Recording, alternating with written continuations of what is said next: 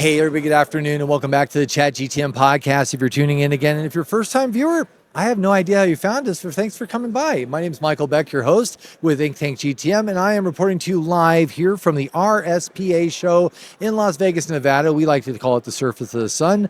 I am joined by Mr. Jim Roddy himself, the CEO of the whole shooting match. Jim, how you doing today? I'm great, Mike. Great talking to you today. Thanks for being here. I am over the moon. Thanks for having me here. You put on a heck of an event.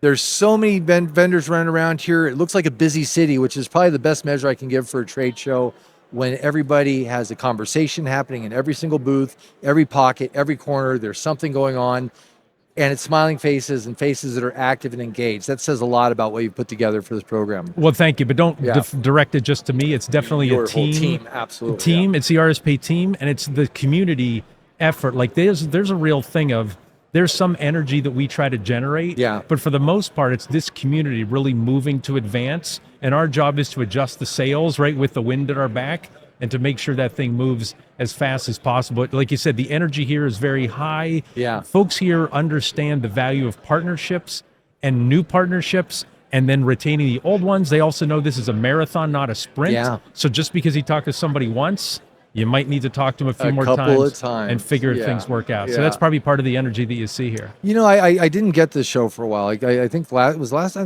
year I think was my first time attending. And you know, that's because you were on our list. Well, you know, you tried to get in, but yes, do not enter. Exactly do not right. admit. Yeah. It's like the post office is a bad check casher or something. Get your picture at the entryway. Do not get this guy. But jokes aside, you know, when people talk about different shows, they're often thinking that this is an end user show or somebody selling directly to somebody. That's not this event. No, not at all. Yeah, Retail Now. In fact, we make it a selling point to tell people there are not merchants here. Yeah. And so somebody says, oh, wait a second, so who am I going to sell to? Right. But you're working with somebody who might have 50, 100, 500, 1,000 merchant partners, right? So if you work with them, you can work with a lot of other people. The other thing is, without having merchants here, folks can strategize of what things can we do to build more recurring revenue for our type of business, which is something a merchant couldn't care less about, right? So you'll see a lot of the breakout sessions that we have here. The education isn't just about technology, but it's about how can that technology serve merchants better and make you more money. So you couldn't have that if you had merchants in here. In fact, I sat in on Tom Bronson's presentation today, and that was really about getting your house in order for M&A to become the company you want to be before everybody starts looking at your books, to make sure you're in a good position to be able to sell or get that exit. That's correct. And that's where, again, merchants would be like, what do I care about this? And the way a merchant gets their house in order is way different from a technology solution provider gets their house in order. Good choice seeing Tom Bronson. He's a really, really sharp guy. Super sharp guy. Mastery Partners, that's his outfit, right? That is correct. And Maximize Business Value is his book and his podcast, if we can promote that as well. Well, we'll definitely give that a plug. Tom's a friend. And so at this show, right, and maybe this is the reason it is this way. I spoke with Jeremy Julian, another longtime associate of yours, board friend chair. of mine. And I also just got done talking to Michael Tash, also current board member. Making the rounds. And it seems like the reoccurring theme here isn't competition; it's collaboration. And maybe it's because the end users, the restaurants, aren't here because they're not cutting each other's throat to have the conversation. It's not so much competition here as it is collaboration, because people know they have to get together to fix this or make things happen or work together. Correct. I actually just had some conversations with folks, some of our larger VARs, right? These giant organizations. And we talked to them about, hey, we're looking at recruiting other large, put them in the VAR, solution provider category. Right. And they were very much along the lines of, hey, if somebody's just a box mover and they're not contributing to the value add, don't have them in the community. Like, they're not helping whatsoever. Yeah. But if you bring in somebody, I don't care if they've been kicking my butt, right? And they're, taking away business from me, we're fighting over market share. We're all banding together to help build that value add business model. And that's what I think most folks here do realize, especially the folks who, zoom out and take a look at it that way. That's what we're all working here for. So it's not that we're trying to beat each other up and, going over one merchant. If we can make the value add business model better, more respected, more effective, impactful than folks outside of the channel, it's just going to be better for everybody else. So that's why I think you see more of that collaboration. We talk about it, or our board talks about it, or our members talk about it. Yeah. A rising tide really does lifts all boats. Like it's just, some cliche. Yeah, but the cliches are cliche for a reason, right? Exactly right. Yes. Yeah. There's also something else I noticed, and maybe I'm wrong or right here. It seems like a lot of these relationships are multi-generational inside of the RSPA. There's people that give, that spend their time growing up here. They have kids now. They're participating here. Tell me a little bit about that. Yeah. So, somebody said to me one time, the old American dream was to build up a business, hand it off to my kids. Yep. The new American dream was I'm going to build up a company, sell it off, and then not do anything for the rest of my life. Right. I think a lot of members here still tie into the real American dream. Yeah. I was just talking to a couple members, and they were saying how they want to really pour themselves into the business, but they're also very passionate about pouring themselves into the family. Mm-hmm. And so they're like, I don't have to make a choice. Yeah. I've just been able to integrate the two together, right? And so they will make sure, and if the kids grow up in the business, they don't know any better. Like, hey, I've been playing with cash registers since I was whatever age. And that, I think, it makes this a really special thing about the association, because if you do run into a reseller, there's a high likelihood that if somebody knew, them now, they might have known a relative of theirs, from before. And it's not like it just turns over in terms of ownership and it's the same logo or brand or something like that. Different person at the helm. I mean, Jeremy Julian's a great example, right? Exactly. His father, Art, started the business. Yep. Mm-hmm. Jeremy's now running the ship over there, part of it. Art's still deep in it too. Mm-hmm. Yeah. I don't know if he'll ever not be. And even Allie is part of the family too. And Allie's sitting on the board here as well. Yes, very much. And so this is not just an association. Yeah. It's not just about transactions. Like, it is a genuine community. It is a community. And we try to lean into that as much as we can. So why for you? Why was this the route for you? How'd you get here? How did I get to the RSPA? Yeah. Well, don't say you drove here or flew. No. So the funniest thing is, I'm a big fan of like serendipity and the butterfly effect. Actually, one of our scholarships is named after Ann Maynard, the late Ann Maynard, who talked about the butterfly effect all the time, about like one thing will happen, do something good, and it can really pay off.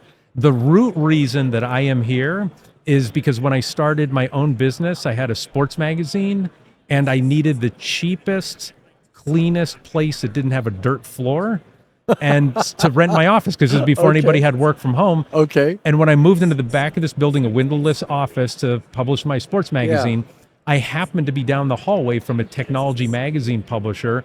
Back then it was Corey Publishing, became Jameson Publishing, published Business Solutions Magazine, where I worked for 17 years after I, didn't work on my own anymore. So that's really my root here. Like, if I would have chosen a different office, I never would have run into them whatsoever. So to me, it's all serendipity, and that's really what led to it. But what I like about this is because I had worked for that publishing company, and they were going down the path of, where the money is in terms of pharmaceuticals. Mm-hmm. And after working with this association and this community, I was kind of like, that doesn't sound fun or enjoyable. And it sounds like I wouldn't want to follow anybody's story, because they're going to be, put up for some IPO or private equity money, or, they don't have that family thing, the community that you alluded to. So that's why I guess I'm here, and that's why I stay in it, because it's business, it's technology, it's interesting, but there's an actual soul to it. There's a lot of companies, industries, and all that don't have a soul. And maybe you can make more money there or something like that. But that's what I like coming here is, to our event and hosting our event, to hear so many people say, other shows I feel drained. I leave RSPA events, I feel invigorated. I feel like I belong. Like there's a true sense of belonging that they have. And so I guess, the short version is I was in a windowless office. Another short version is I feel like I belong here. Sometimes you find your own home, or home calls you. This is where I belong. Yes. Right? So maybe to tie it all together, I belong in a windowless office. So maybe that's... I think people would argue that about me. With egg crating as well. Yeah, exactly. On it. Yes, that's all of us. Yeah. We only met a few times, but clearly you know me very well. Yeah. People are seeing us. Why aren't they in straitjackets? Exactly. And so right now there's an election going on. I got some buttons on me for in front of me for Maddie. I got some for Michael Tash here. And I know there's campaigning going on. Can you tell me a little bit about how people get deeper involved with the RSPA? Sure. So first, we're a nonprofit, and so all these folks running for the board, Yep. they are selected by the members to be on the board of directors, and the board of directors is my boss and is the staff of the RSPA team. If folks want to get more involved, all they need to do, like the simple way to do it, is email membership@gorspa.org. Membership at gorspa.org. ORG, because we're we're a nonprofit. Yes. Okay. And so that will connect you with our member services managers, and they will find out what do you need, right? Are you looking to connect with ISVs, with VARs? Are you looking, if you're a VAR looking to grow your organization, we can get you part of the VAR business growth and development community. If you're an ISV who's just trying to figure out the channel and figure out how to run your a business, or just try to refine your business and meet other ISVs, you can be part of the niche and startup ISV community. So those are two examples. If we have about 8 communities, those folks meet online every 6 or 8 weeks during the course of the year. Yeah. And then when they see each other at the event here, they've got a connection, right? You're not walking in cold to an event going, I don't really know anybody here. Right. So there's that online component that's really easy. And I'd say that's the first step. We also do something that we call warm one-on-one introductions through RSPA White Glove Service. I heard about that. Yes. And so if you talk to us and say, I know you have 760 members. Right. I'd like to meet with this kind of person. And sometimes people don't list publicly exactly what they are doing. Sure. But they've talked to us about it. We're able to make those warm one-on-one introductions on their behalf. Extremely valuable. And I'll tell you here first, because this is something that came out of the board meeting yesterday where we've got the green light to go on it. So the name is still going to be finalized, but we right now have a member directory that gives some basic information about our members. We are going to have a huge effort between now and mid next year to gather as much information as appropriate that folks need for partnering information, like what geographies they serve, what niche markets that they're in. And again, a long list of other things. Do they serve franchises? Do they serve independents? And we're going to build what's called a solutions finder. And that's going to be valued to really everybody in this industry for them to search on their own, or for them to talk to our team and we can go and help them navigate it. Because what we hear from our members all the time is, what do you need? I need these strong core current partners. I need partners who can help me get into adjacent technologies. And I want to find them as quickly as possible. And that's what this, again, working name Solution Finder is going to be about. So that's going to be a whole other way for folks to be able to get involved in this community. So, there's going to be incredible year-round value being an RSPA member, even more than there is now. In my neurodivergent brain, I'm seeing a Venn diagram, right? Solution, technology, need, area of operation. That center point is where you're going to do business. It's 100% correct. I love that. And That's how hard it's fantastic. like you've been around this industry long enough, A little right? bit, yeah. To go to find the right person, it can feel like a needle in a haystack. And a house of mirrors at the same time. Yes, and so think about it without this trade show or without any guidance, you would be Googling something are they reputable? I don't know. But here you can go and talk to, I'm pointing to a booth right there. Then you can go and talk to a bunch of members here and you can say, are they really as good as they're advertising? Right. People can say they're great at this, maybe not so good at this. You get the real world perspective here of who could you potentially partner with? And then is it going to be a really good fit for me? So that's what we're all about. The RSPA actually saves people time and money because you don't have to do all this searching and trying and testing and figuring. There's some of that, but we can really shorten that cycle for you. Quick question. So we were just recently at the TRA show, Texas Restaurant Show, and I'm starting to find that some of these events or these organizations are also advocacy groups. Is there some legal form or some advocacy side of this business that helps drive better business environments for the members? Absolutely not. Absolutely not. Okay. Absolutely not. That's an okay answer. That is correct. Yeah, There's different kinds of associations. Everybody has a lane, right? And that's what I'm seeking to understand. Some associations do legal and lobbying and things of that nature. We do zero of that. Some do standards and things of that nature. We do zero of that. We are very much a knowledge and connections organization. We're all about education. We're all about networking, and those two tie together because oftentimes the education comes through the people that we are connecting you with. Yeah, so we're totally leaning into the partnering and increasing your knowledge. We don't hang out in Washington D.C. or anything like that. Love it. Okay, and then last couple of questions here. The RSPA, do you have other events besides this one? Like, Yes. what are your events each year? Yeah, so we have, this is the one that attracts about 1,500 attendees, over 500 VARs, over 400 ISVs. This is Retail Now. We also, so people can hear the din of the trade show floor. Yeah. Where you don't have the din, No is din. is at our leadership conference that's called RSPA Inspire. Okay. And so we have that in Yeah. late Jan, early Feb. It's always in a very nice location. I keep hearing that. This year it's in Puerto Rico. Ooh. The prior year it was Hawaii. Yeah. Before that it was Curacao. Yeah. And so people, you might think, oh, it sounds like a boondoggle. But what it really is folks go there. There's a traditional, welcome reception. Mm-hmm. But the really neat thing is you have, we capped it last year at 300. Our resort this year is only 275 people. So it's a small, intimate event. But you're hanging out with the same people, not just hanging out and drinking and having dinner, though there's a lot of that goes on. Monday, Tuesday, and Wednesday, we have education sessions, but it's not anybody preaching from the stage. It might be a speaker or a panel for 20 minutes. Then there's an assignment that's given to everybody sitting at round tables. Everybody breaks out, and it's all industry focused or leadership focused or improving your business. And so there's a thing about just talking to somebody, but actually working on something together, and then everybody sharing what are the best ideas. Then we have an open microphone. And as an event organizer, talk about being nervous, like open mic, and like, who knows what they're going to say? Yeah. You never know, but it's always been unbelievably good information because people are sharing the best practices and then pulling out what are a couple things, and then everybody lines up. Everybody in the room advances their, knowledge. Yeah. And again, it's really specific for our industry.